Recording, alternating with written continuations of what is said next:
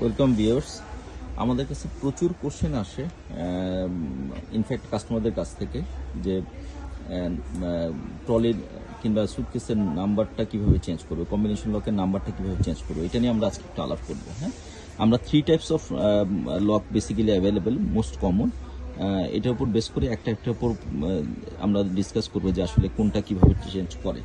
First one হচ্ছে normally যে ট্রলিগুলো আছে জিপ উইথ জিপ, ওইটারটা আমরা দেখাবো। আপনারা যদি একটু ফোকাস করেন দেখবেন যে ফোকাস করছি, দাঁড়ান। এই টিএস এর লকের নাম্বারটা কম্বিনেশনের পাশে একটা দেখবেন যে ছোট্ট একটা নবের মতো আছে।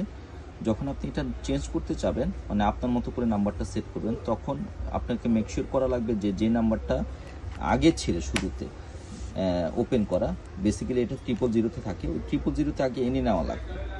হ্যাঁ, তারপরে আপনি এটাতে পুশ করবেন। পুশ করার পর দেখেন যে এটা একটু ভিতরে ঢুকে গেছে, তারপরে আবার নাম্বারটা চেঞ্জ করবেন। এখন আপনি আপনার পছন্দ মতো নাম্বারটা চেঞ্জ করুন। এখানে যদি আমি একটা এক্সাম্পল হিসেবে দেখি, যেমন 1 2 3 এরকম করলাম, আমরা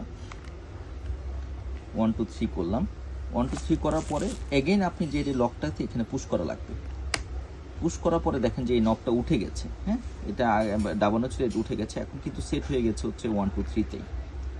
হ্যাঁ, this is how will change most of the cases এই ট্রলিগুলোর, যেগুলো উইথ জিপ।